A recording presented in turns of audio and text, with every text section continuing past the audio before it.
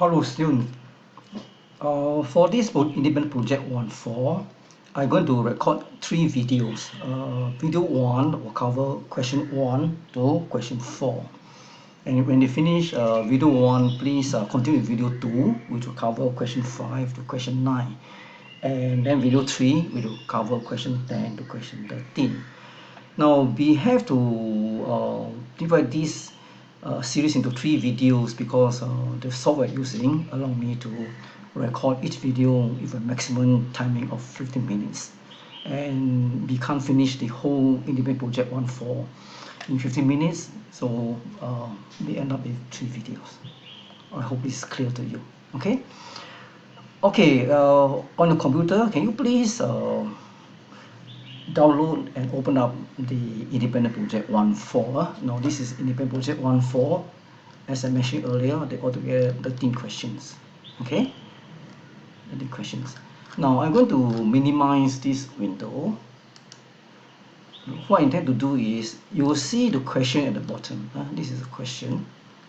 Okay, and I will reserve this space here to display the Excel file, and we can look at the question here and do our Excel exercise on the top part of the screen. Okay, so you open up from Polymore this file called bootlegsports.01. Okay, we are going to finish this exercise using this particular Excel file. So that, for instance, here it says open bootlegsports01.xlsx from your student data files. Okay, .xlsx is the extension for any Excel file. Okay, or Excel workbook will have the extension .xlsx. Okay, and your student data files here in our case refers to Polymore. So you go to Polymore, DSA module, in one folder, of the documents. You will see bootleg. Open up this. Okay, this is bootleg. All right. So that's question 1. Now question 2 says, save the workbook as your initial Excel one, therefore in your usual location. Okay. Now this is a save icon. If you click save here, you are actually saving this file under this name, bootlegsports01. All right. To save it under a different name, you have to click here and say save as. All right. Your save is the same as this. This is sometimes referred as quick save. Just save.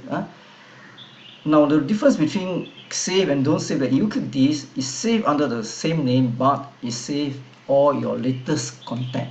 Whatever changes you made, you lost your old content.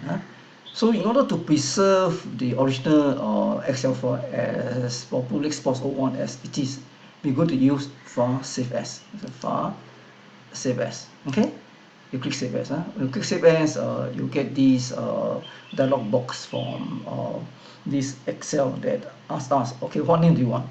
This is the name. All right, the name you're going to change it to down here, your initial Excel 1.4. So come here, you say, my case TKT, Excel 2.1. Okay. In your case, use your own initial. Don't use TKT, because I'm sure most of you don't share the same initial as me. So use your own initial. Okay. Now next thing you look here, you say Excel workbook, then bracket star.xlsx, close bracket. Now star here refers to all files. So whatever name you use under this particular dialog box will be saved as XLAX or Excel file in Microsoft. If you want to choose a different format, you can click on this one. You click this little icon here. Okay, this is whole job now. There's so many different types that you can save. In a later week, we will learn how to do macros, and in being macros, we will save it under Excel macro enabled workbook. Or if you want, you can also save it under PDF. Okay, here PDF .pdf. All right. But for today, and most of the time, we're going to use the default, which is this one, Excel workbook. So select this. Okay. So the other one is, where do we want to put our file in? Okay, my case, it is down here. This is the file which I use most of the time, but for this exercise purpose, I'm going to show you how to put it in your Windows desktop. Okay, the reason why I select desktop, because desktop is most visible, so I can come here and say browse. All right, browse. I say browse. Okay, and browse open up for me the what is known as the Windows File Explorer. This is called File Explorer. So you look here, my desktop is down here. If you cannot find your desktop here, you may have to scroll up or scroll down. In my case, down here. So I'll click on desktop. So click on desktop. Okay, you find now this is this PC desktop, and this is on my desktop file. Okay, I'm going to save it under this name. Of course, I already have this down here. This is I do it before, but never mind. I'm going to save it under this name as a save. So let's save. What happened is it comes out, ask me, TKT Excel 2.1 already exists. Do you want to replace it? My case is yes.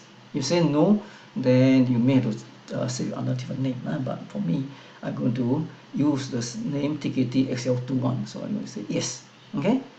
So I say yes. All right. So I save it in my Windows. Now, how do you check whether have you saved correctly? Okay, of course, the easiest way is to I minimize this. Okay, I look at my Windows here. Can you see here? TKT Excel 2.1. So this is the file that I save. All right. So I'm going to open this, and then we're going to continue with this one. Apply the slice theme to the worksheet. Okay. Slice theme. All theme are based on the format that's given in the page layout tab. So you click on page layout. Okay, this page layout. Now theme is down here, right at this left corner. You click on here, you see that Excel have many different themes for us to choose. In this case, B1 slide. So you just scan down until you see slide. Slide is here. Okay, this is slides. So this is my slides. All right. Okay, before I apply slides, I will show you what is the difference between not applying and applying. So this one is haven't applied yet. If I click here, this one here, I come to home. You see that the font that I use is Calibri. Alright, this Calibri. If I go to page layout and I say themes, and I choose slides. Okay, I come down. Okay, this slides. Okay, I click it. Okay, now this slides. You find that what they give me is a different form. Okay, now it's century Gothic.